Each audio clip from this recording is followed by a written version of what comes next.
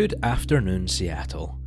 Welcome back to Le Freres Heureux, the only Frasier podcast that is recorded entirely in space. Do you know that? Do you know that we're in space right now? That's the one you did last time. No, it's not. Yeah, it is. No, it's not. Did I do that last time? Yeah, in space. And then you said you were Neil Armstrong. Oh, yeah. And I said I was Buzz Aldrin. And I was scared of bees. Man, I need to get some original content. You do. That's really bad. I thought I was being hilarious. I guess I was already hilarious. It's like, yeah, you were. And now it was I'm funny just- when you did it last time. Yeah. Oh, that's no good. Oh. Are we gonna? Do you want to start over?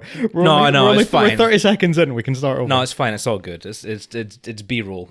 We'll just cut right now. Okay. Good afternoon, Seattle. Welcome back to. Yeah, no, we're fine. Okay, right. I'm Fraser. And I'm Ewan. Good. Hello. Right. Let's get on with the show. Let's forget that intro ever happened. Yeah. We're back with season 8 of Frasier and of the podcast, I suppose. Mm-hmm. We left off on a bit of a tasty cliffhanger, sort of. I guess could be rounded off, arguably. You probably could have ended it there. It would have sucked if it had ended there, but yeah, you could have done. And yeah, we're finding out the consequences of Daphne and Niles' actions, and that's gonna, that pretty much be the rest of the season. There's the show, like in living in the aftermath of that, I suppose. How are you doing? You all right this week? I'm doing pretty good. You just been back for a nice holiday? I've just been, I went away for a lovely little holiday. Yeah. Down in York. Was it good? It was nice. Good. I'm glad you enjoyed it. Mm-hmm. I did not have a fun time without you, I have to say. No, I totally forgot and neglected Twitter. I forgot to edit the podcast. Forgot to schedule the podcast. Had a nightmare with the video.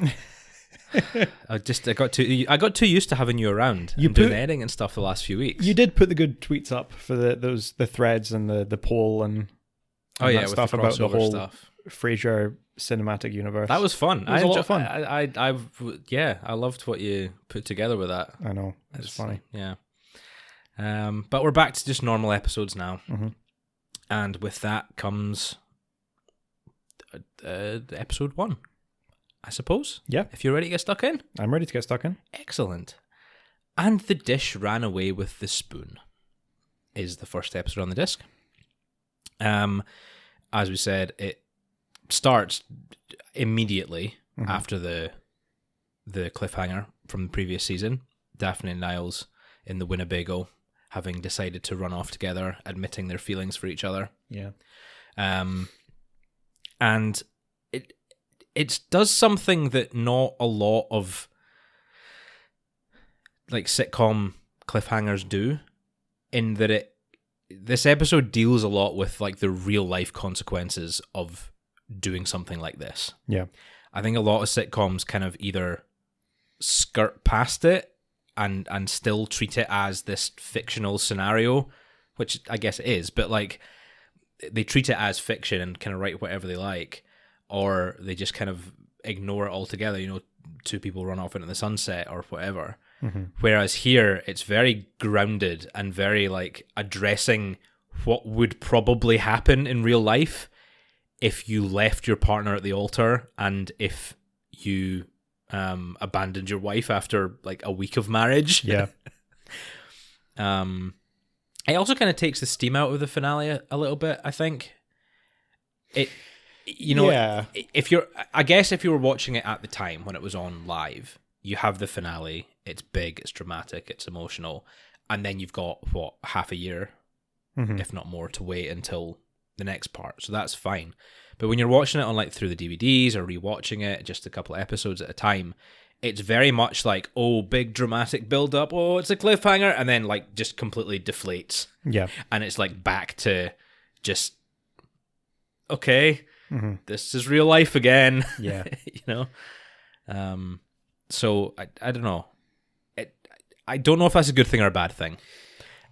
It must be difficult to keep the momentum up from a season finale like Something Borrowed, Someone Blue. Yeah. That was it was a big thing, and it must be nearly impossible to to really run with that without having a little bit of downturn as we get in this episode. Yeah, no, that's true. Yeah. Mm-hmm. Well, we start off with the two of them kind of having this, not argument, but discussion on what they should do, where they should go, if they should just run away into the sunset and leave everyone behind, or if they should go back and face the consequences of their actions. Mm-hmm. And ultimately they do decide to do the latter. Go back. Niles speaks to Mel, and she screams loud. Mm-hmm. And Daphne leaves Donnie, and he falls. He faints hard. Yeah. Oh God. In Quite the rock garden as well. What's it? They say they should have done it in a carpeted hallway or something. Yeah. And then after that, it's kind of just back to normality in the Crane household, in the Crane lives, I guess, all of them. But with obviously Niles and Daphne being a couple now. It kind of, I think it brings over a lot of the atmosphere from the previous season. You know, you've still got Simon still around. Yeah. And Mel and Donnie are still a part of the episode, Mm-hmm. as they're sort of addressing what's going to happen next. Yeah. And just the kind of, the latter half of season 7, where we are looking at Niles and Daphne and the potential there, that is still quite a heavy part. And I think Frasier, especially in the first disc, does take a wee bit of a back seat. Yeah. Especially in the first 2 episodes, or the first 2-parter, I suppose. Yeah, and yeah. But for the rest of the disc as well, it is quite heavily focused still on Niles and Daphne. Yeah, even with, I mean, the other 4 episodes are all, the A plots are still Frasier centric, but they are met with B plots about Mel and the whole, we'll get to Mel's whole thing. Yeah. And also with Donnie, and like how Daphne and Niles are dealing with that, and how they're not really able to really dive into the relationship the way that they want to, and that's of course going to be a big thing. And even get started, they're not even able to get started. Yeah. Yeah.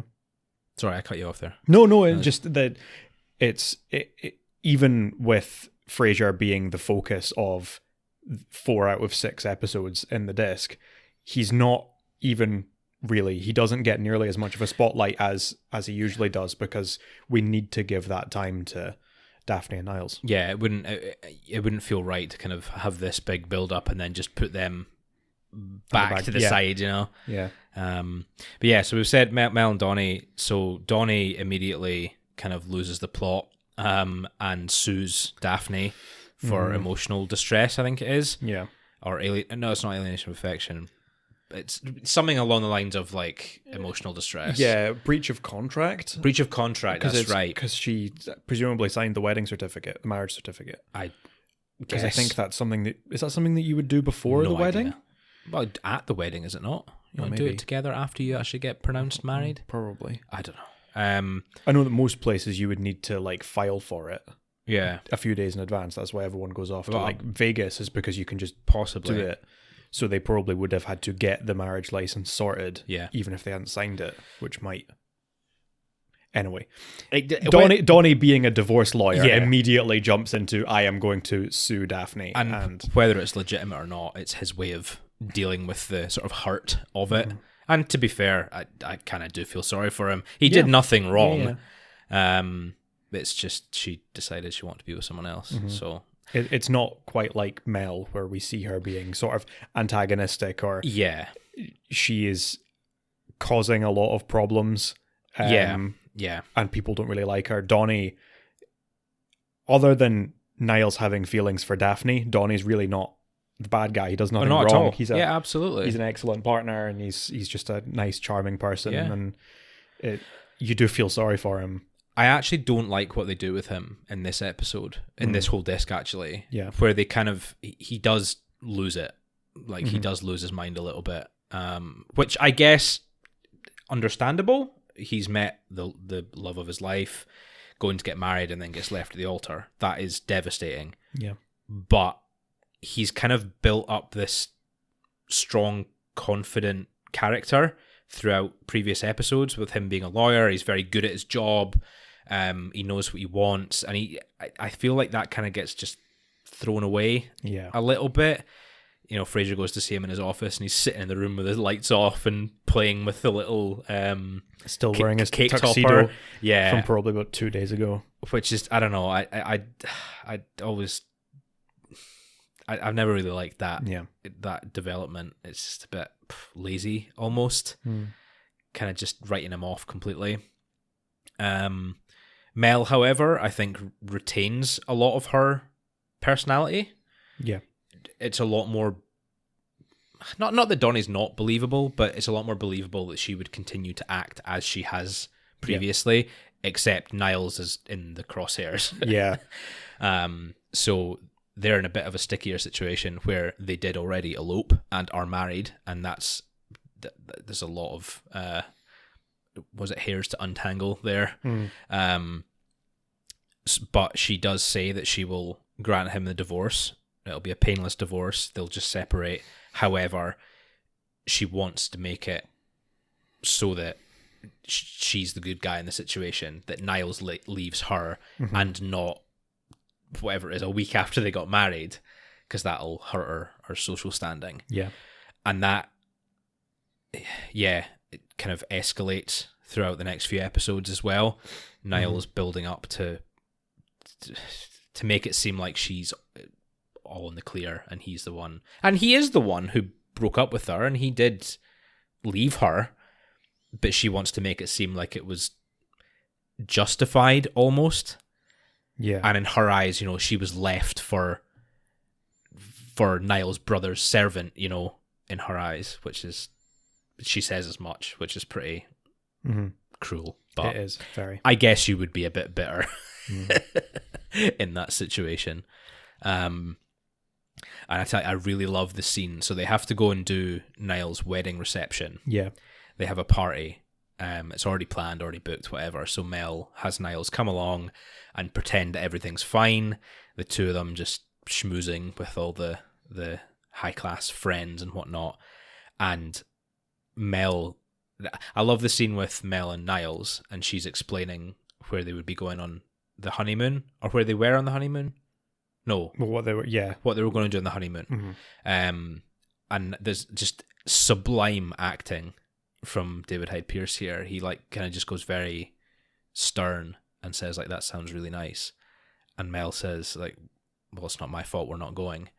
And there's something about just, there's a couple of scenes in this disc that David Hyde Pierce is really like on point. Yeah. You absolutely believe, you know, that he's feeling this guilt and all the emotions that you would expect in that situation. Yeah.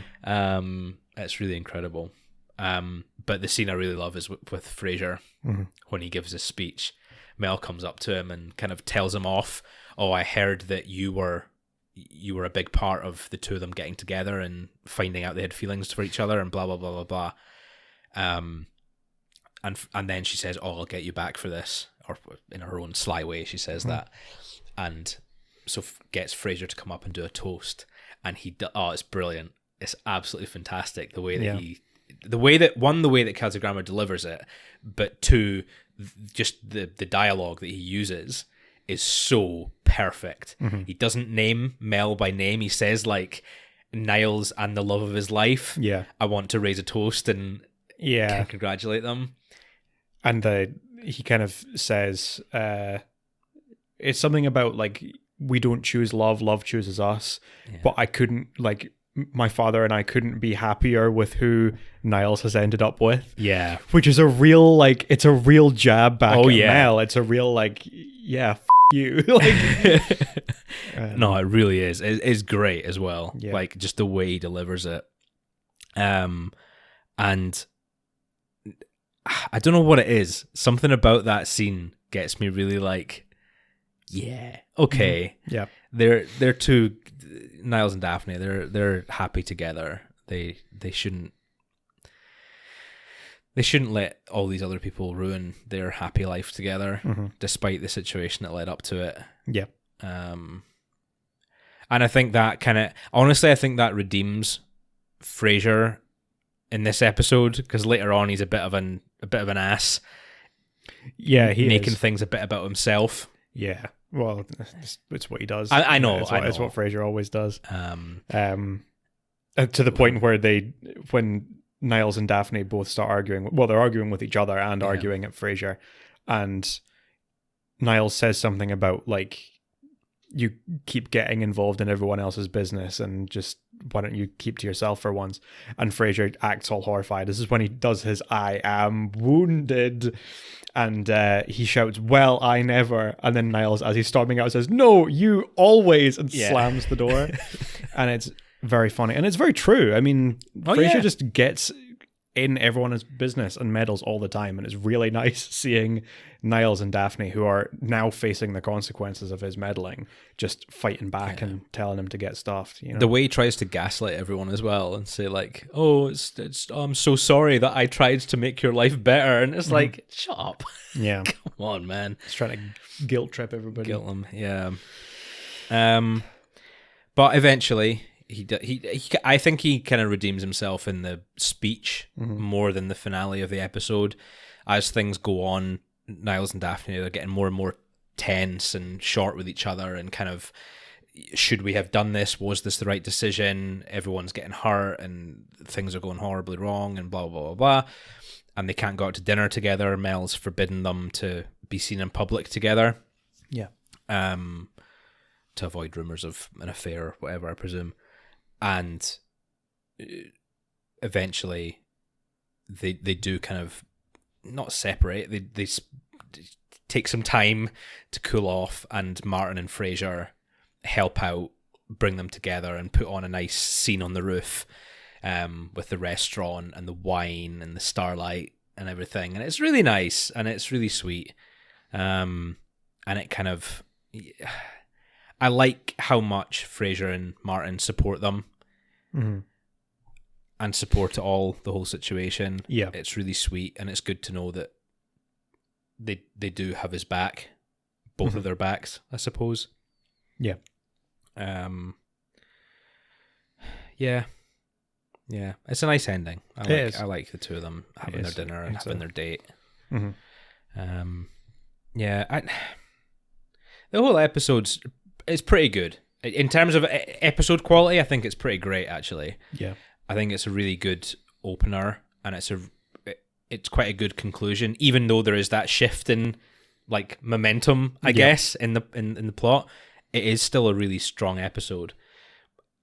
Some of the characters annoy me a bit, though, in like especially Niles and Daphne, in how they behave afterwards, because they're kind of like, I don't know what they were expecting to happen, but they seem so shocked when Mel turns around and, you know, stops Niles from doing certain things or forces him to, you know, go and appear in public with her for whatever reason, and Daphne getting sued and whatever. And it's like, well, what did you expect was gonna happen? Yeah.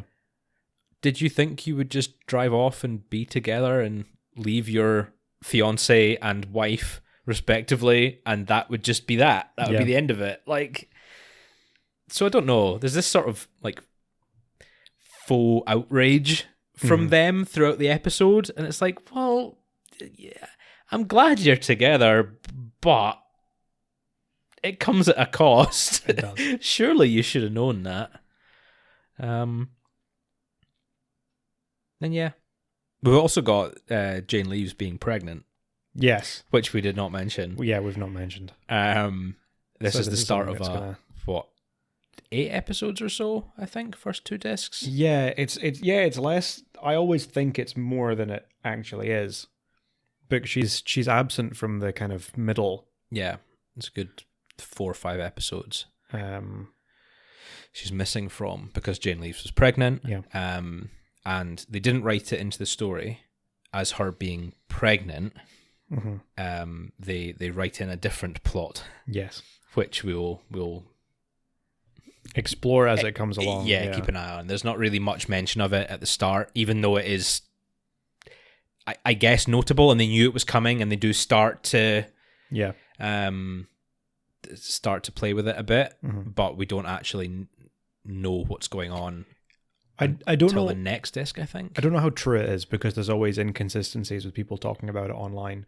But apparently, the point when Jane Lees found out she was pregnant was actually when they were shooting the end of season 7, and around the bit when, because apparently there's some relevance to the jokes about when she's stress eating because she's worried about, she's like eating the bag of cookies or whatever, and Simon says like, "Oh, what, are you pregnant or something?" And it kind of becomes this running joke where Daphne's family thinks she might be pregnant, and Martin overhears and thinks she might be pregnant.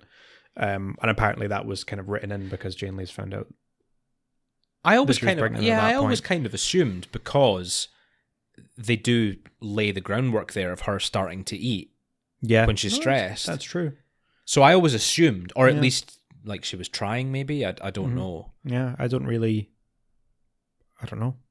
Don't know. I had heard of that, and I think maybe take that with a grain of salt, whether it's actually true or not, but it's certainly interesting if it is true. Yeah.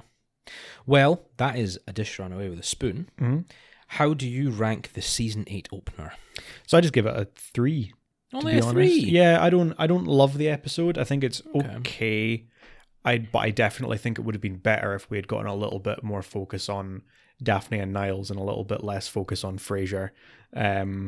Because like this is such a huge thing with Daphne and Niles getting together, and then to jump in with a 2-parter where the focus, quite a lot of the focus is on Frasier and how it's impacting him, and how he's meddling, and that just annoys me a little. I want to see more of how Daphne and Niles are actually dealing with this, like wanting to be together but not really able to, and the guilt that's coming with that, you know. Yeah, I don't disagree, but we've said it before, the show is called Frasier. Yeah. Like, no, I know. I suppose they do have to find that balance.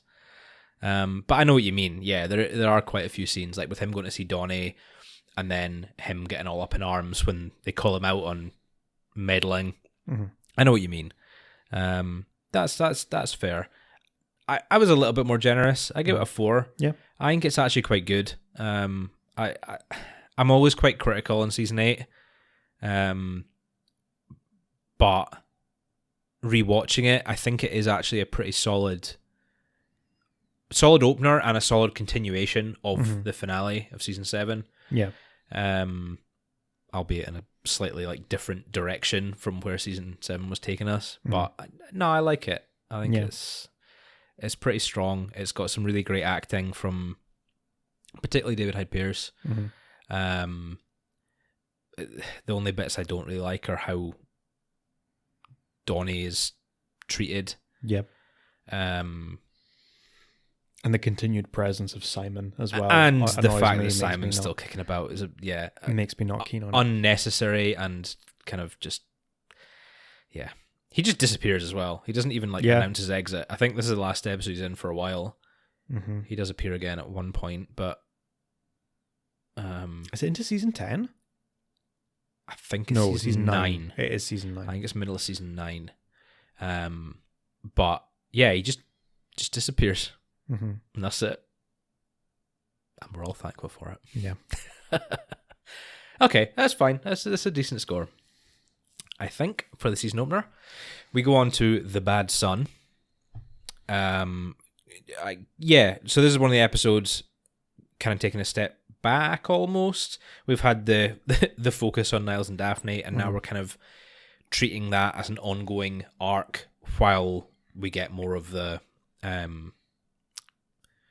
what would you call them? I was going to say Monster of the Week, but that's more like X-Files and Supernatural and whatever. These kind of episodic standalone. We're getting back into these plots that aren't hinging entirely on the overarching Daphne Niles thing.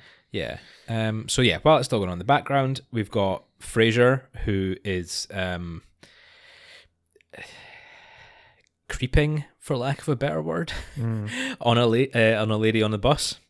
He's forced to take the bus because his car's in the shop or something, isn't he? Yeah. He and Roz take the bus, and he sees this woman, and you've got a face. No, I'm just listening to you. Okay, you were making a face. I'm making a face. This is just my face. All right, this is just what my face looks like. I thought you were making a face. I thought I'd said something wrong, but no. They're on the bus, and he spots this woman that he likes, and kind of stalks her off the bus almost, or tries to until he falls down on the bus. But then, using the name that he heard from the discussion between her and her friend, he manages to like track her down. Is it the manager of the retirement home? Mm-hmm. That's so Shows weird. Up at her work. That's so weird, man. Very creepy. So he takes Martin along to act as like a sort of buffer and the reason, so he's not quite as creepy, just showing up this random man at her work. Mm. And they go under the guise of Martin moving into a retirement home. I hate that premise more than anything. I think it's just really weird. Yeah, I know. I always this isn't the first, and I don't think it. I imagine it won't be the last time that we get Frasier being borderline creepy. Borderline probably is putting it lightly. Maybe putting one foot and most of his body over the border. Yeah, I think he is being creepy. And it's not really fun to watch because we are supposed to be rooting for him. I know, but it's very difficult to root for him when he's doing something quite so creepy. Yeah, works out for Martin though, because he meets a bunch of old dudes in the retirement home. Yeah, I think he knows one of them from McGinty's, is it? Yes, yeah. Lee Zeplowitz is his name. I recognize him from something else. Yeah, he. The thing that a lot of people would probably know him best as, the actor's called Eddie Carroll. He was the voice of the original Jiminy Cricket in Pinocchio. Oh, really? And it's kind of a role that he took over and over again working for Disney, because Disney, they make one thing and then they keep putting the characters over and over in whatever. So he kind of did guest appearances as Jiminy Cricket in all these different Disney properties, So that's probably the thing he's best known for. I think I recognize his face, but maybe it's not. I think I feel the same way, but I think honestly it's probably just from watching this episode a few times. Yeah, possibly. A lot of Frasier actors, I always think I recognize them, and I'm like, I just recognize them from the last time I watched Frasier. But yeah, he makes his friends with the poker crew at the retirement home, and it turns out they're all terrible at poker. Yeah. So Martin kind of tries to sneak his way in, by putting in an application for the home and just takes all their money, just totally fleaces them. Which is great. Really funny. It's even funnier knowing that ruined Frasier's night. Yeah, worrying about Martin going on his date with forgotten her name. Miranda. I was going to say Melanie. It's not Melanie. Miranda. Thank you. Miranda. And spends the whole night worrying about Martin, so ruins his own date. Yeah, which is funny. Although, I have to say, I do quite like how it addresses how far Frasier and Martin have come. That's the thing that I really like about this episode, is that they're clearly enjoying spending time together, and then when Frasier goes and thinking that Martin is moving out to go to this retirement home, Frasier suddenly realizes, I don't want him to go. Yeah. I enjoy spending time with him. I enjoy having him around the house, and goes and says, like, don't leave, don't move out. I want you to stay with me. And Martin says, like, I'm not leaving. I don't want to leave either. I enjoy living with you. I'm just coming here to steal these people's money in this poker game. And that's very sweet, because I quite like that we never really just have this big episode that suddenly goes, oh, Frasier and Martin they really enjoy spending time together. Yeah. It's just sort of the back end of this episode about Frasier fancying the woman that runs the retirement home suddenly turns into Frasier realizes that he doesn't want Martin to leave because he likes having him around the house. Compare that to the very first episode. You've got Niles suggesting a retirement home, or Frasier suggesting it, and Niles. Yeah. Was it Niles has the brochures, doesn't he? Yeah. Golden Acres. We care, so you don't have to. Yeah.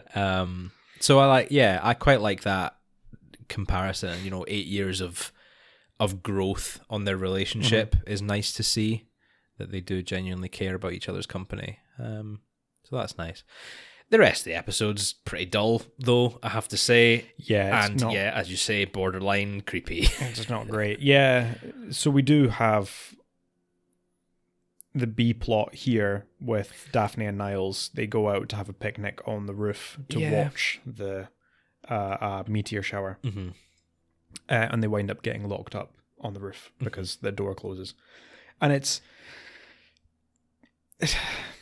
not particularly interesting. It's really not. We had the cute moment right at the end of The Dish Ran Away with the Spoon where they go up for the date. Yeah. And that worked really well. And then this is like, it's kind of like they're doing it again, but then they're just shoehorning in this sitcom trope. That's exactly what I wrote down. Yeah. Well, not the sitcom trope bit, but yeah, that's exactly what I wrote down. It just feels like they're replicating the end of the previous episode. Yeah. But stretched out and not as nice. Not as nice. But yeah, I feel like we've gone up onto the roof and the door is closed behind us and now we're trapped on the roof is something that's happened in countless sitcoms. It's such a trope. It's like every single sitcom has done it. That just makes it not very interesting or very fun to watch. They actually, even in the credit sequence in The Dish Ran Away with the Spoon, it happens to Simon, doesn't it? I might be completely misremembering it, but isn't the end of The Dish Ran Away with the Spoon? Simon goes up onto the roof. No, it's the Night Watchman. The Night Watchman comes and lets them out. No, that's the end of The Bad Son. Yeah. In the end of The Dish Ran Away with the Spoon. Oh, the previous episode. Episode. Simon goes up onto the roof to eat the leftovers from this meal that they've made, and the door closes behind him. Oh, maybe. Implying that he's been trapped. Maybe he's still up there. Maybe he never escaped. He's lurking on the roof. Oh yeah, I don't remember, to be perfectly honest with you. Yeah, and I just like it does though. It feels like a bit of repetition. They're just not. Yeah, it's not the most original. Yeah. Ah well. I gave it a 2. Yeah, I also gave it a 2. Yeah, for all the reasons we've just discussed. Like, it does have a couple of nice moments that shine through. The bits with Martin playing poker are quite funny as well. Yeah. I like his interactions with the other oldies. Mm-hmm. And yeah, the stuff with Frasier and Martin as well. But the rest is just... It's just not interesting. Mm-hmm. It's just, there's nothing to it. Like... I guess you could argue that the build-up of the episode is building up to the Frasier and Martin talk and realization that they both like each other's company, but yeah, it doesn't feel like that. No, I feel like that is an addition to a subpar plot rather than a subpar plot building up to a par plot. Yeah. An eagle plot, a birdie plot. Birdie plot. Yeah. Yep. That's the one. I'm using that one. Okay, right. No more birdie plots. The Great Crane Robbery. Yeah. Episode 3 on this disc. With a fantastic guest star. Very good guest star. The wonderful Alan Tudyk, who is just... I mean, this is probably the start of his career. Oh, yeah. More or less. And he's just done everything since then. Yeah. It can't have been too long after this that he was in Firefly. I mean... What was Firefly? Early to mid-2000s? 2005? 2004-ish? Yeah. And this must have been about 2001, I think. 2002? This is still 2000. Is this still 2000? This is still 2000. Because we've got Christmas episode coming up. Right. And then we go into 2001. Okay. Yeah. But yeah, he's not long till Firefly and Serenity. He did iRobot not long after this. He's done a lot of voice work that you would not think. He's a really talented voice actor. Basically every Disney film from the past 10, 15 years has had Alan Tudyk in it. You know, he was in both Frozen films. He was in Zootopia. He was in Moana. You know, what is it? He's in the what's it called? Doom Patrol, the DC series as well. He plays the villain. Right. He was the villain in the Dirk Gently. That's right. Yeah, he was in that. Yeah, he's in loads of things, and he's great. He's done a lot, and he's amazing. He's a fantastic actor. There's that new series he's in as well, The Resident Alien. Oh yeah, he plays the alien doctor guy. Mm-hmm. It didn't look. I've never watched it. No. And he did that one when he kind of played himself. It was Con Man. Yes, where it was like him. Was it him and Nathan Fillion again? And they're kind of Nathan Fillion's probably in it. And it's like kind of making fun of Firefly and how he just appears at conventions. He's like playing an actor who was in a sort of fictional version of himself.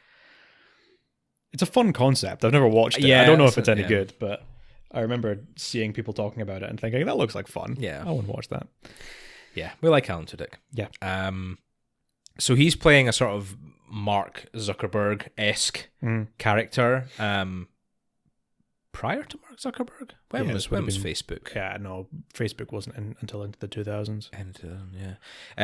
But that style of character, he's a smart guy, he's got a tech company or whatever, made a lot of money, but he's still young and doesn't really know what to do with himself.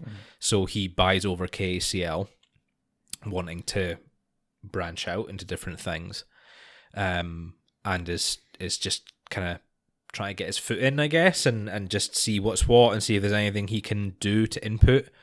And Frasier takes him on as a mentor, which is a little bit strange, taking your boss on as a mentor, but well, no, as a mentee, as a protege. Mm-hmm. What is opposite of mentor? Protege. All right. I don't think mentee is a word. Not mentee then. Mentor, mentee. Mentee, yeah. I don't think that's a word. Okay. Frasier is his mentor. Frasier is the mentor. Yeah. In this relationship. And it kind of goes well to start with. He introduces Todd into lots of different things, like classical music, dressing in suits, furniture, just wine, everything, all high class food and whatnot, until Todd kind of takes Frasier's word a little bit too literally, I guess, and starts to just replicate Frasier's style and attitudes as his own, including his entire apartment.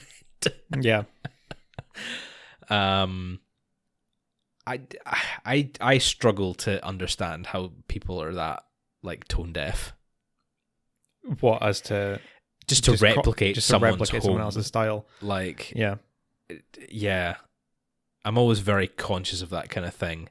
If someone buys something that I want, I'm always like, you got there first. Yeah. Now I can't buy it, or I need to buy like a slight variation on it, so it's not just me copying you, you know. Mm-hmm. So the fact that this millionaire tech genius, whatever it is he is, isn't able to understand that he is, or I guess maybe that's the point. Yeah. Now that I'm saying it out loud, maybe the whole point is that he is just money. He's just made of money and he has no original thought, so he just takes other people's. Yeah. There you go. Mm-hmm. Maybe that's the point of the episode. Maybe.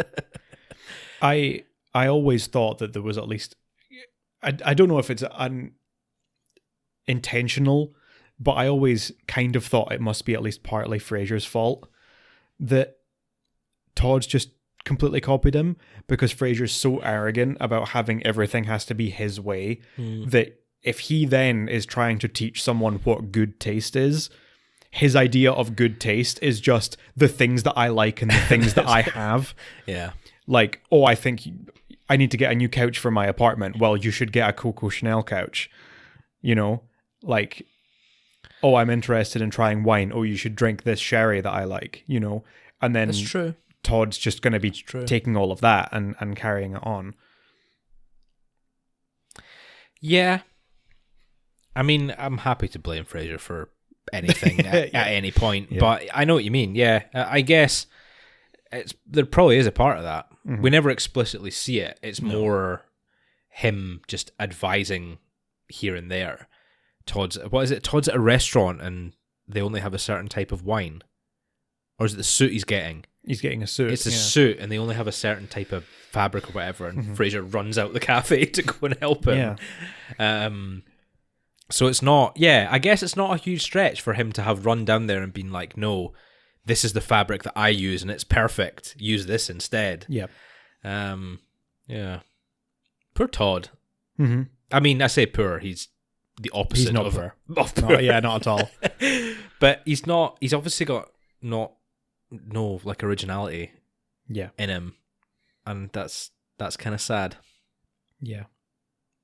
I won't cry that long though. No, he has too much money for me to feel sorry for him. Yeah, I do not have any. I don't have any sympathy for anyone with that much money, which is something I've been saying a lot the past week. Yeah. Or I guess past 2 weeks by the time this episode comes out. Yeah. That's another conversation for another day, I think. The episode has a really dissatisfying conclusion. Oh, it does. As well. Mm-hmm. It's one of the few episodes of Frasier that just ends quite abruptly. It feels like it ends quite abruptly. With Todd coming round to see Frasier. Frasier's kind of accepted, imitation's the greatest form of flattery, I think is the phrase. So the fact that Todd is using my style for everything, fine, go ahead. And then Todd turns up at the door and says, I've got, Architect's Digest or whatever the magazine's called, round at my apartment, and they want to know what type of couch it is that we have. Yeah.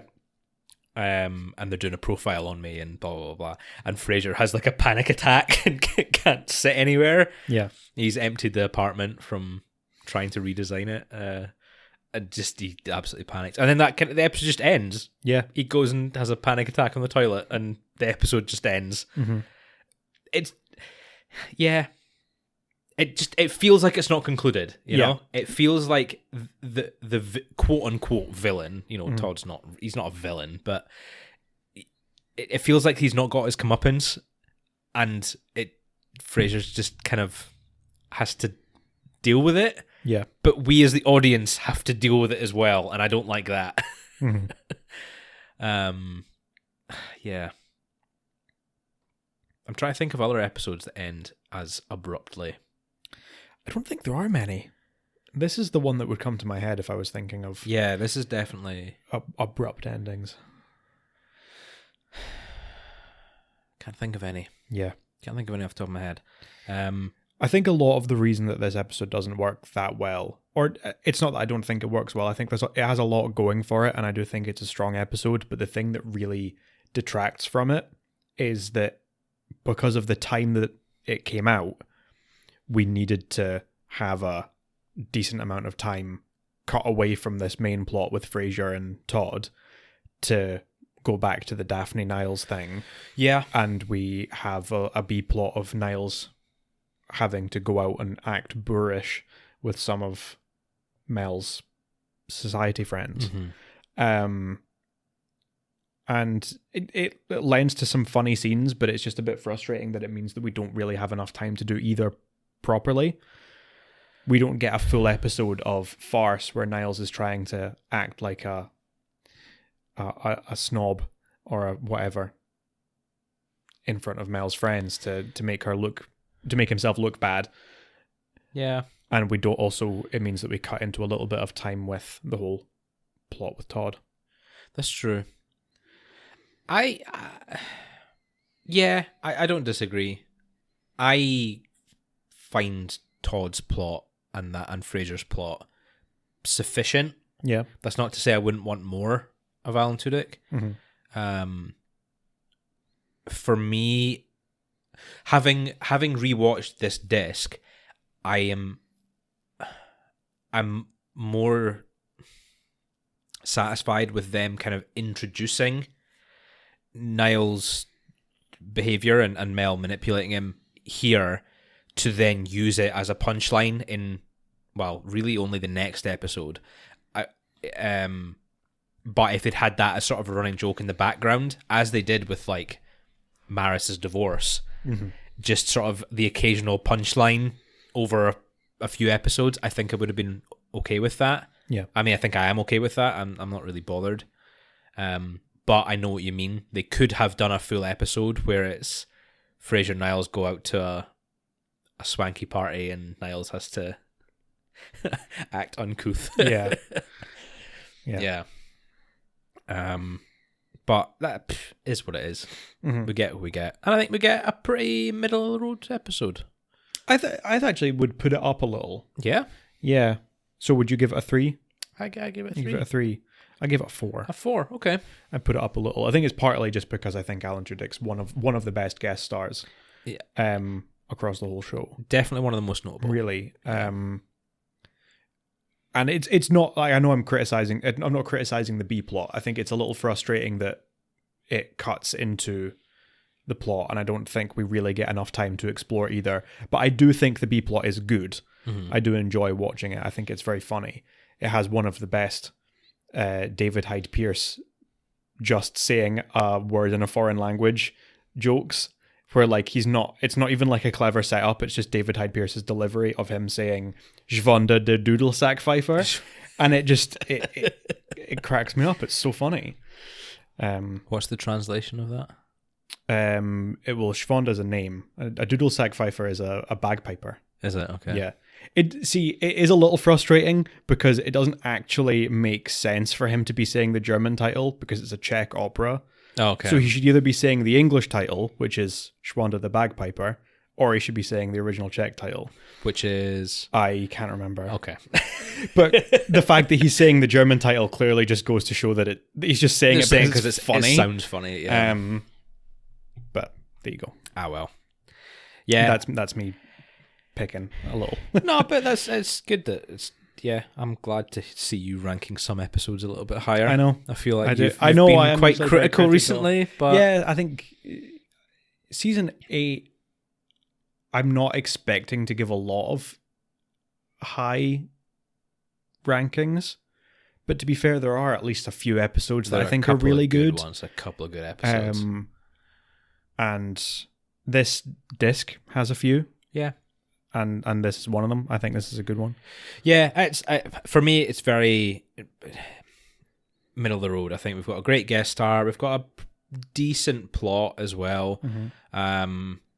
It's not quite as funny as I'd like it to be.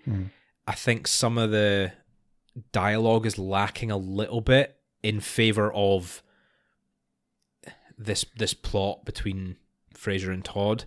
I feel like I don't know. It just doesn't quite feel like Frasier dialogue. It's a bit more static, which is fine. It's still funny, but it's not. Yeah, it's not Frasier levels of funny. Yeah. You know. I don't know if it's because we've had a shift in like which writers are writing for the show regularly, or if it's maybe like studio interference or whatever. But yeah, the tone and the it sounds rude to say the quality of the dialogue, because I don't think it's necessarily a lack of quality. It's just that it's not as sophisticated. Yeah. And it's not quite as clever as early Frasier dialogue. It's just a little bit more sort of generic sitcom-y. Yeah. Relying more on tropes. And I think it definitely does. Frasier does, as a show, it does evolve. It does evolve naturally. And I think that's fine. But when you take an episode like this from season 8 and put it to an episode from season 1 or 2, it's night and day. Yeah. When you compare specifically things like the dialogue and the snappy humor, like it's a different show completely. But as you're watching it, naturally there is this kind of just change, and it's just a shift. It's not, I don't know if I would say it's lack of quality necessarily, but yeah, just a change. It's just different. It's just different. The same but different. That's not a phrase I should use. No, it's not a good phrase. They're different, but they're the same. I'm not sure that's any better. No, I think yeah, the inference at the end of the day is still the same. Yes. Yeah, okay. Right, we'll move on swiftly. Taking Liberties is next up. And would you know it? It's another great guest star. It is another great guest star. The wonderful Victor Garber, who you might know from Titanic or Argo, or any of his numerous guest appearances on any number of sitcoms from the last 20 years. Yeah. He was in He was in the CW. He was DC like the series, wasn't he? Like the Flash, Arrowverse. Yeah. I think it was the Flash he started off in, and then he was in. Was it Legends of Tomorrow? I never really watched many of them. I watched Arrow for a while. I gave up, but I lost track. I gave up completely. And then I don't think I ever watched any of the other ones. I saw a scene recently where it's in the Flash and they're fighting the bad guy with lightsabers made out of their like Speed Force electricity, and I was like, I'm so glad I stopped watching the show. Yeah. Like, I'm gonna go watch some Frasier instead. Yeah, because that makes sense. But yeah, we have Victor Garber as Ferguson the butler. We actually start with a discussion between Niles and Frasier on the back of Niles having to act like a bit of an ass. He's at someone's funeral. Can't remember the name of the guy. Colonel something or other. Colonel, yeah. And Mel has set his ringer too loud and to the tune of La Cucaracha, and has people phoning him in the middle of the funeral service. Frasier turns around and is like, Niles, I'm so sorry. He's like, no, it's okay, it's fine. He's like, no, I called you twice. Yeah, I love that line. But off the back of that, the Colonel has had to let Ferguson the butler go. Or, well, I guess... He's had to let him go because he's died. I guess he died, so... Yes, Ferguson the butler is looking for... he's looking for work. So Frasier and Niles have this little disagreement, and they both try and ring him first, and then the butler. Frasier wins by saying, if I get Ferguson, then Daphne will never have to do anything around the house again. And Niles is like, okay. So I doth my cap to you, sir. Yeah. So we've got an episode. Once Frasier gets Ferguson as a butler, the episode kind of loses its plot for like the middle section of the episode. I always find. Do you know what I think? I feel like it's kind of... There's this scene at the start where you've got the whole discussion with Ferguson and hiring the butler, and like that's kind of, you think that's going to be the rest of the episode, but then Frasier hires Ferguson, and Ferguson's kind of just doing stuff around the house, and he's just part of the household. And then we've got all of the background plot with Niles and Daphne and whatever else. That's just kind of for the next 5 minutes in the middle of the episode. That's just kind of, it's just going on. There's no real direction, and it's not until Frasier, he's trying to get on the opera board. Is it the Colonel who... No, it's someone else left, isn't it? Someone retired. Someone retired from the opera board, and Frasier's trying to get in that space, and Ferguson's helping him and whatnot. That he decides to throw a party for the current opera board members. And wouldn't you know it, one of the guests bring Mel along, as a friend. And of course, Niles is there waiting to take Daphne out to dinner, and then he can't. And it's we mentioned last week, 2 weeks ago, the previous disc, about the audience interaction, like the studio audience and the show, and how like the increase in like gasps moments in the first episode in the disc when Frasier gives that speech against Mel. There's an audible gasp. Yeah. It's not like a gasp. It's like a gasp. Yeah. And then there's one here as well when Mel walks in the womb. When Mel Are you okay? Sorry. When Mel rocks in the womb. No, when Mel walks in the room. Yeah. There's another like gasp that's like. It's just like a short one. It's just a short little gasp of like, oh, we know what's going to happen. We know that Niles can't go on his date now, and we know that she's going to cause trouble. And trouble she does cause. Yep. It's so like awful. Yeah. You just feel bad for everyone involved. You do. Because you know what's going on and you know what's happening. And Daphne, when she's like serving dinner as well. She's serving like nibbles and stuff.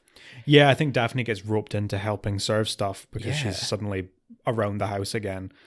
But she overhears people talking, and Niles gets invited with Mel to, is it a New Year's party? Yeah. Which at this point is a couple of months away, I think. So she goes away and she's upset and whatever. I like her little relationship with Ferguson as well. Yeah. I like their little friendship. It's really nice. But Niles finally like loses it. And this is what I was saying earlier, like this scene with David Hyde Pierce, his acting here is just incredible. Like it's just so believable that he's reached his breaking point and he snaps and he turns on Mel and he says, no, enough. I did this to make this easier for everyone, and you're just being vindictive now. Yeah. And I love Daphne and I want to go out with Daphne, and that's that.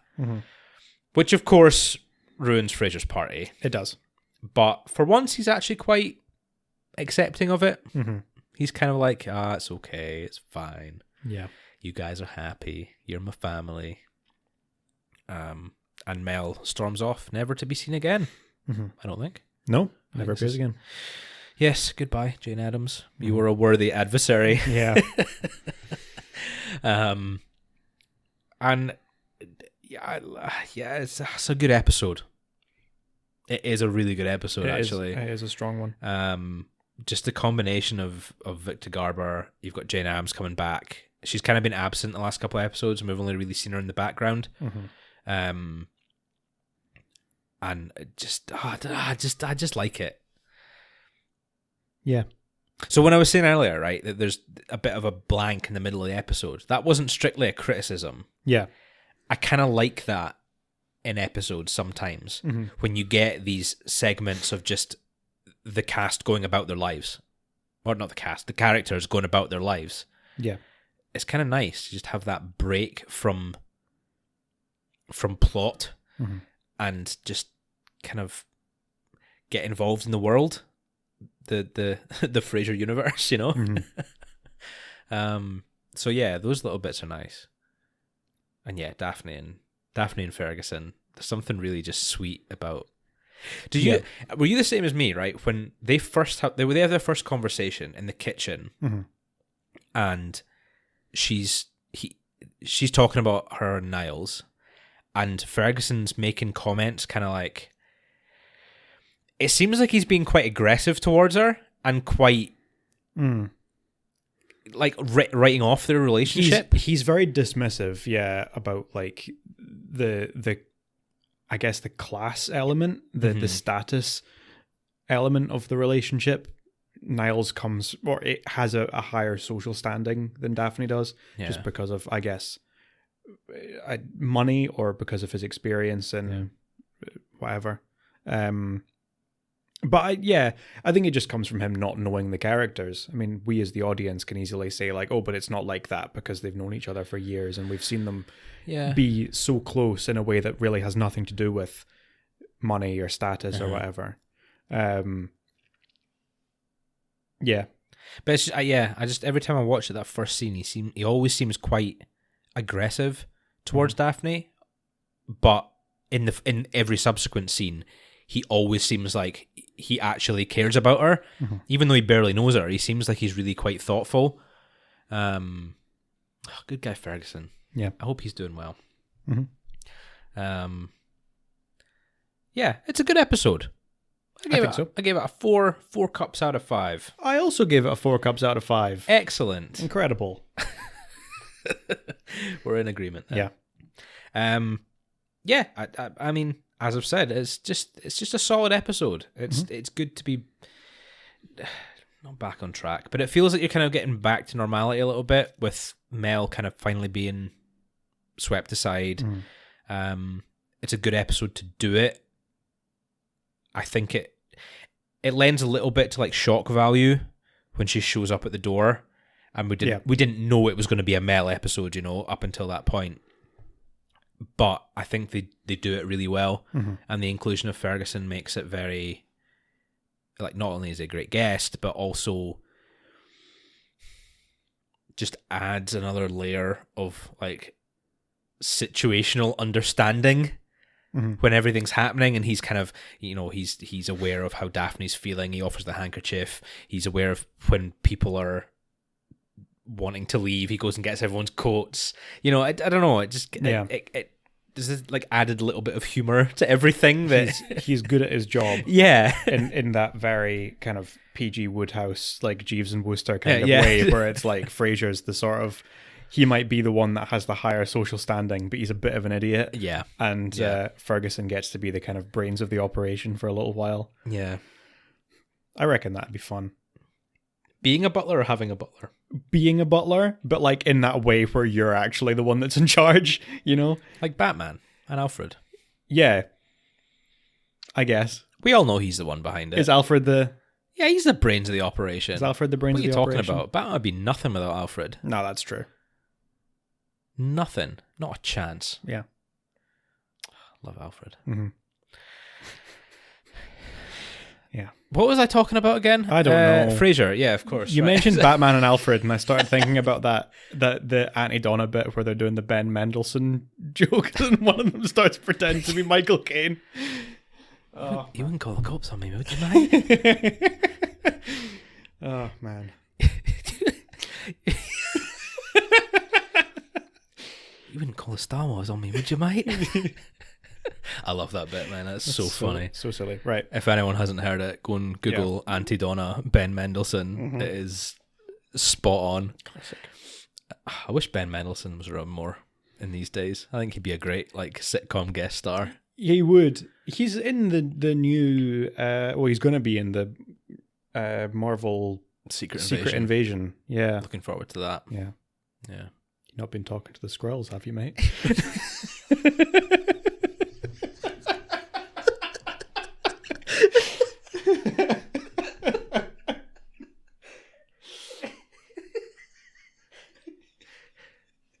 Fantastic. Right. Okay. Right, I've got one episode to go. Yeah, we're losing it a bit. Right. Legal tender, love and care. We're kind of tying everything up here. Yeah. Which I do like, that they don't take too long to tie up the loose ends with Daphne's wedding and Donnie and Mel and blah, blah, blah, blah. Mm-hmm. So we've tied up Mel in the previous episode. Here we tie up Donnie's half of it. As we know, he is suing both Daphne and Frasier for emotional distress and suing Frasier for like interference or like negligence or something. Yeah. Basically knowing that what his actions would result in Daphne leaving Donnie. Mm-hmm. So Frasier's hired a very lovely and notably attractive lawyer, who he's kind of... I don't know that he necessarily hired her for her talent and more so that he could ask her out. Yeah. It's very much implied that he doesn't really care. He keeps claiming, oh, she's the best, but he doesn't really seem to care. He's just interested in asking her out. Yeah. Which, again, is kind of classic Frasier skeeviness when it comes to dating and whatnot. Yeah. But what's her name again? Man, I've not written down any names this episode. Abby. Thank you. It's the name of the character. I'm so bad at, like, if there's actors and stuff, I'll write them down. Yeah. But I keep forgetting to write down the character names, and I keep forgetting them, and it's really bad. And I do apologize. Yeah. But you got my back, so you it's should. fine. Yeah. You're much better at that stuff than me. Yeah. You're good at remembering and stuff. I always sit and do my research on all the various characters. Yeah. And I was looking, so Abby's played by Teri Polo. Who... See, I knew that. She's in... I knew the actor. One of the things that I think people might know her from is the Meet the Parents and Meet the Fockers. Yeah. She's Ben Stiller's wife, I think. She plays the... I think I've seen one of those films, but it's been a long time since I've seen it. I think I've seen the second one. I think we went on like a school trip to see it. Oh, maybe. It's a weird film to go on a school trip to see. Yeah, it really is, but I can't think why else I would have gone to see it. I don't know. Actually, now that you mention it, I think that might have been like, the last day of term when teacher puts on a DVD or something. It probably was. Yeah, it probably was something like that. May well have been. Anyway. Robert De Niro at his finest. Yeah. One of the other things that I saw that Teri Polo was in, and admittedly I haven't seen this, but she was in an episode of Tales from the Crypt. Oh. Alongside a previous Frasier guest star, Anthony Zerba. Remind me who Zerba is? Clifford in Road Warrior. Oh. The old guy with the RV that Niles steals. The two of them were in an episode of Tales from the Crypt together. How about that? Yeah. And I want to watch it because it's based on one of the famous Tales from the Crypt stories that's really good. So I'm going to sit and watch it. Anyway, but that's not important. What's even less important, and we're going on a real tangent here, right? Mm-hmm. But remember when we were talking on Road Warrior, and we spoke about the Clifford and his wife, and she calls him Pa or Dad or whatever. Yeah. And I met someone in real life who did that. Yeah. And I was blown away because I did not think it was a real thing. It's weird. Yeah, it was a little bit strange. It's a bit of a weird thing. But there you go. Moving on, because otherwise we'll just go on a further tangent. Back to legal tender love and care. So we find out that despite hiring a ostensibly good and very expensive lawyer, Donnie has dropped the lawsuits. We don't know why, but he has decided to just move on with his life and leave Frasier and Daphne to it. Frasier takes this opportunity, seeing as he is no longer a client, to ask Abby out. And they all go out to celebrate. The whole family. And wouldn't you know, what are the chances? Donnie walks in with his new fiancée. Now, I don't know how long it's supposed to have been. Because months? I mean, you're talking in episode terms, it's 6 episodes. So 6 weeks. So 6 weeks, right? Realistically, without any significant time jump, you could maybe stretch that to what? A few months? 3 months, maybe? 3 months or so? So he has met someone and gotten engaged, having just been broken up with at the altar in 3 months. Yeah. Poor woman, because he doesn't love her. No. She is a rebound. Yeah. And he's not doing well mentally. But yeah, there's this really awkward interaction where he comes over and he's kind of laughing about things, and he says hi to Daphne and Niles, and it's all very awkward. And this is another scene where I don't like what they do with Donnie. They kind of just turn him into a joke. Yeah. And it's really... It really shows here that they're kind of like... They're just writing him off. They're just saying, he just goes off and gets married to someone else because he's crazy and sad that he got broken up with. Yeah. Like, he deserved a lot better than that. He did. So this episode annoys me based mostly on that fact. Yeah, Saul Rubinek deserved better. He did. Well. He did. I think we easily could have. I always kind of hoped that Donnie might have wound up with like another not like established character, but maybe another like minor character or like a guest star or something, and then we really just kind of like, and we just end on Donnie meets whichever guest character at the end of the episode, and they have a little bit of a meet cute and they go off, and then it's sort of just implied that it's like Donnie finally gets to go off and be with someone that's really good for him, you know? There's, so in a sort of similar situation, but if you ever watched the US Office, I don't know if you have. No. So you must have heard Jim and Pam. Yeah. That's like the big relationship in sitcoms and blah, blah, blah, right? So they get together, and Pam's previous boyfriend in a later series goes off and gets married to someone else. And they get invited to the wedding, and they go along, and they see him, her ex, and new partner, and they have this amazing wedding, and they're clearly very much in love and very happy. And then they go off, and that's the last time you see of them in the show. Sorry, spoilers for another show that's been finished for 10 years. But anyway, I always kind of pictured something like that happening with Donnie. Yeah. That he would come back in a couple of seasons' time, Daphne and Niles would be invited to the wedding, and he would be happy. He would get his happy ending, but with someone else. And then he would go off, and that would be that. We don't get that with Donnie. No, we don't. He's just a joke, and it's really sad. Quite the opposite, unfortunately.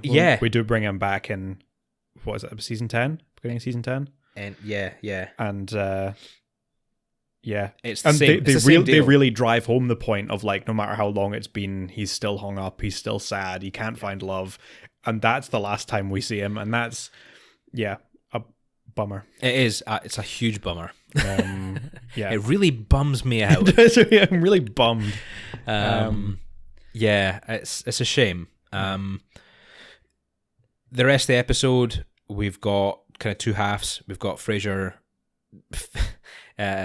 ruining his chances with Abby after accusing him of accusing her of overcharging him. Yeah, writes a rather nasty email to her, and kind of brings it on himself. To be honest, he does.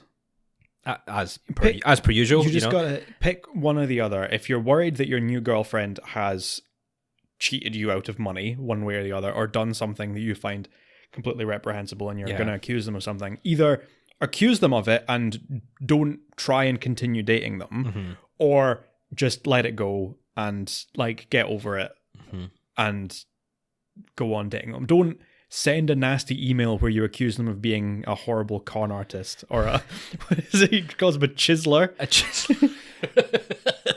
And then go to her office and try and have sex with her. Yeah. Because you find out that she hasn't read the email yet. Like, I always think of this one as kind of being similar to You Scratch My Book with Honey Snow. Where we kind of have this, like, Frasier starts a relationship with someone that he has a bit of a moral quandary with, and it's like, can I in good conscience sleep with this person when there's this sort of moral dilemma? Oh, I need to confront them on this thing instead of dating them. And then he kind of half confronts them until he sees that he has the chance to just sleep with them anyway. And then he just lies, and he gets really properly scummy, and then he's turfed out on his ass. Yep. Quite rightly. And yeah. And I think it's even more sad in this. I mean, I remember I did say when we were talking about You Scratch My Book, when Honey kicks him out and he kind of, like, whimpers and he's like, oh, can I have a hug and whatever. And it's like, he's just being really pathetic. But then in this one, Abby, you know, having read this email and seen this, kicks him out and says, like, oh, and to think I was going to have sex with you. And he goes, you still can. And it's like, just get over, just move on, just go, just like, oh my God, just go home and leave this poor woman alone.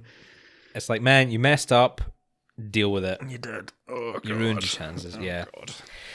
So that's the one half. Frasier ruining yet another relationship by just being a total muppet. Yep. And then Daphne goes to visit Donnie, and we get a little bit of closure.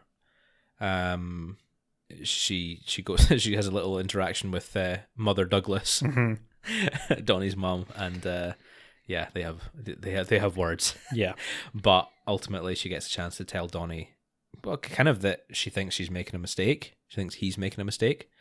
That he's jumping into it too fast, and he kind of reassures her that no, I'm not. Like, yes, I loved you and you broke my heart, but I'm moving on, and I love this woman. Yeah. Can't remember her name. Yeah, I can't remember. She's not. She appears in one scene. Yes. And that's literally it. I don't think she even has any lines, does she? No, she waves. She waves. Show me the rock, darling. Oh, we do see her in the wedding dress. Do we? Because we do get the reveal. Daphne says something like, "Oh, when the day comes that you do get married, you know, I want you to like be confident that it's not just a rebound and you're not doing it for the wrong reasons or whatever." And then she comes in the wedding dress, and that's when Daphne and we as the audience realize that like, oh, that's what they're doing here. They're getting married now. And we get a really I don't know if I'd necessarily call it funny. It's a little sad when Daphne says something like, "Oh, you're getting married now." Like, it's not just you're engaged after 3 months. It's like you're getting married now. And Donnie says like, "Oh, well, call me crazy, but I've got a prejudice against long engagements." And it's a bit like he's trying to like grab onto a partner that isn't going to like leave him, that isn't just going to like run. And that's sad. Yeah.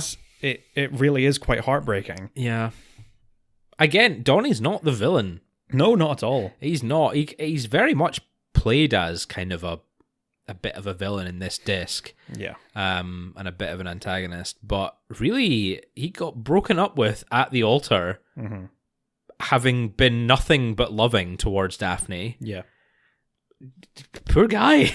What a shame. We've gotten, 7 seasons of Frasier plus the second half of Cheers. Frasier hasn't shut up about how heartbreaking it is to get left at the altar. Yeah. And now Donnie gets left at the altar and he has a bad reaction to it. And suddenly he's a horrible person. Yep. In the first episode of Cheers, after Frasier gets left at the altar, he shows up to Cheers with a gun.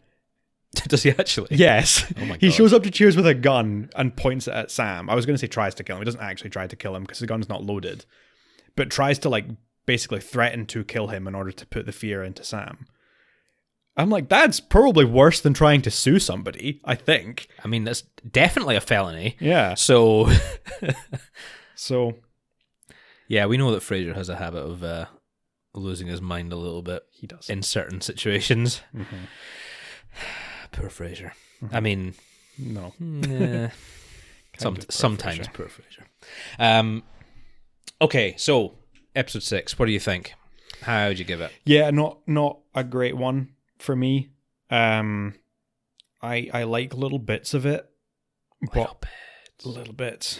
But like, yeah, overall, I don't think it's a particularly good episode. This is another one, the one of like Frasier just being a very unpleasant date, or like really not being a good partner while also constantly complaining like, why can't I make a relationship work when he's the one that's just sabotaging everything. Even Martin, who's like criticizing Abby for like the amount that she charges as a lawyer, kind of says like, you need you need to let it go and move on and just be in a relationship with her, or you need to go and confront her over this. Don't try and do both because it's not going to work. It's because Martin gets it. Martin absolutely gets it. But yeah. He's the guy. Here we go. So I give it a 2. I don't think it's bad enough. I give it a 1. I don't absolutely hate watching it. I think the final scene in Abby's office has a lot of the same kind of cringe factor as other episodes of Frasier have had, where he's just like trying so hard to get his hole, and just doing it in the worst possible way. It's definitely something we've seen before. Yeah. That final scene's definitely something we've seen before. I agree with you. I give it a 2 as well. I think it's just not interesting enough. I know we've got the kind of nice conclusion. Well, I say nice. We've got the conclusion with Donnie. It's not really enough to save it. They could have done more with that. Again, it's another episode. They maybe could have done the full episode revolving around the Donnie and moving on and getting married and whatever. But they split it up with another failed Frasier conquest. Yeah. It's a shame. But it's no ones so far. No ones. Season 8. It's no 1s or 5s, a few 2s, or and a few 5s, 4s. So it true as well. Balances out. Yeah, I think we are going to find that it is a pretty middle of the road. Yeah. Season. I think we've got a couple of really good episodes. There's at least 2 or 3 that are I know are going to be a 5 for me because I love them. Like endless entertainment. A couple that I'm waiting to see how I feel about. And I know there's at least one. Yeah. At least. But we'll see how it pans out. Yeah. Yeah. Did we have any guest callers? No. In this disc? A few notable guest stars who made physical appearances. The one that I noted down that I hadn't mentioned was Miranda in The Bad Son was played by Toshka Bergen, who is a English actress who she was in Mad Max 3 Beyond Thunderdome. Oh, wow. For one thing. Okay. I think it was quite a minor role because it was early on in her career. And she's been in various other things as well, but nothing that I had seen before or thought was especially famous and worth mentioning. Fair enough. But there you go. But no calls. No calls. I know we've got a few in the next disc. I know we've got a couple good ones actually. Yeah. In the next disc, yeah. But this one, it's kind of continuing the trend of just not having a whole lot of time at KCL. Yeah. And we even have one full episode about a station manager, which arguably is KCL centric. Would have been good to get some, but no guest stars. Call. Yeah. It's also not an awful lot of Raws in this one. There's not. There is a really good Raws scene though. In Taking Liberties. Oh yeah. Roz is trying to sell off rolls of wrapping paper. For I think is it for Alice, for a charity for Alice's school. Yeah, school or whatever. And she's popped in to deliver some that she bought on Frasier's behalf right as he's about to throw the party for the opera board. And she ends up staying for a drink, and gets chatting to one of the opera board members, who's this kind of little bit sleazy but little bit cheeky older man. Yeah. And it's such a great interaction. What is it she says? She says like, oh yeah, you can get like 30 rolls for $50. I think he says like, what kind of deal would you give me if I bought 100 rolls? Yeah, he says I'd take off 20%. And then what is it he says? Like, he said, what would you take off if I bought 5,000 rolls? Yeah. And she says, everything but my bracelets. Yeah. Oh, man. It is such a good line. And then she does end up leaving the party with him. So I don't know what happened there, but I think Alice's school is going to be well funded for the next wee while. I really like the performance of the guy. I don't know if it was an especially well-known actor. It's not like a kind of guest role. I think it was just a little side actor. And I can't remember the character's name. I know that he does get named, but I think the way that he, after Roz flirts with him, and he kind of goes, yes, sir, to Frasier. And then when he leaves and he sticks his head back in and says like, coming, Roz. Yeah. And then she runs out. He's like very funny. And I really like the way that he is a really good lines. actually. Yeah, he's a really good guest. It's quite funny. Yeah. Yeah. But yeah, other than that, not a whole lot of Roz. Yeah. She turns up at the engagement party for Niles in the first episode. She's broken the heel off. Or she's sprained her ankle, rather than because she's wearing high heels. Yeah. And a bit belligerent. Yeah.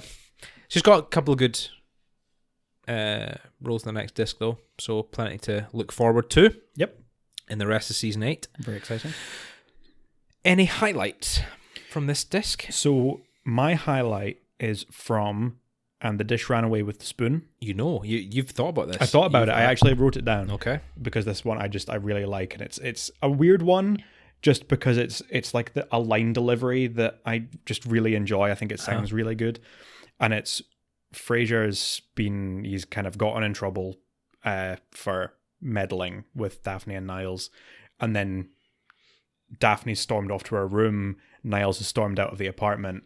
Frasier goes into the kitchen and he's sort of ranting and saying like, I've had enough of it. I'm trying my best to help the two of them and they don't appreciate me and that's it. I'm not doing it anymore. And he starts saying like, I'm done, finished, finito. And he goes, non quam postea, which is Latin for like never again or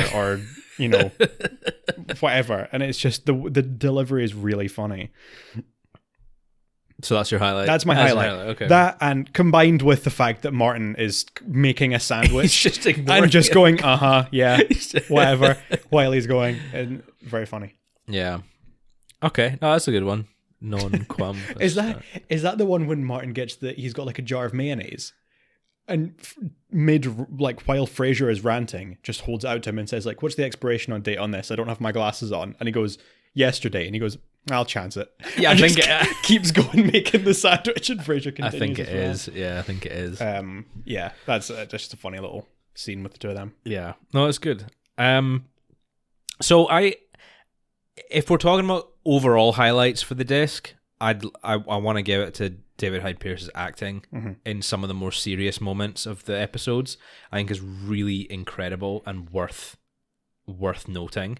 However, if we're going for one particular moment, I really love the montage in The Great Crane Robbery. Yeah, set to classical gas, where after Todd has quote unquote stolen Frasier's apartment layout, Frasier's trying to find a new layout and new furniture and everything, and there's this little montage of him doing everything, and it's one of the very few musical moments in the show where we get a bit of actual music played over the top. One of the very few montages as well. Yeah. It's just a really funny scene. I just like it. Just him trying out loads of different layouts, and we get like jungle themed outfits and very like minimalist as well. Yeah. It's just a fun little scene. I like it. Enjoy it. Yeah. Good. Yeah, it's good. Disc 1, all tied away. Yes. Squared off. We will be back next week with Disc 2. Carrying on. If you have made it this far, thank you. A reminder that starting this episode, I believe, we will be noting all of the supporters from Ko-Fi at the end of our YouTube videos. Yeah. We will put everyone's name down who has donated any amount.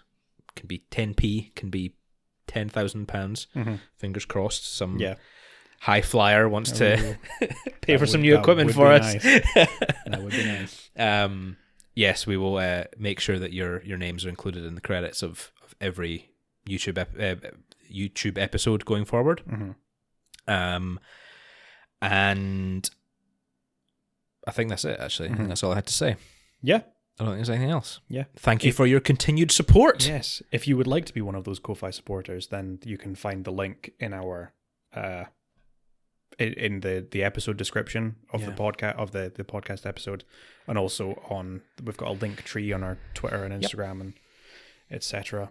Yeah. And also Twitter and Instagram. Go and follow us on Twitter and Instagram. Yeah. Do the things. We do funny posts. We're not just all Frasier and seriousness. We do memes. We do the memes. Send us pictures of your dog. Please do. Actually, yeah. Please genuinely do. If you want to send pictures of your dog, absolutely really do that. Yeah. Good. Right. Thank you all for listening.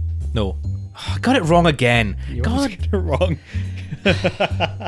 It's the first day. It's been over a week since we recorded. Yeah. I mean, it's usually a week since we recorded, but it feels longer this time. We've had a death in the country. Yeah. I'm all thrown off kilter here. Okay. Have a great day. Good mental health. And thank you for listening. There we go. Got it that time. You did. Yeah, good. Bye. This has been a Happy Brothers podcast. Make sure to follow us on Twitter and Instagram at HappyBrosPod. All opinions are our own, and as always, special thanks to Leah O'Donnell for the show's artwork.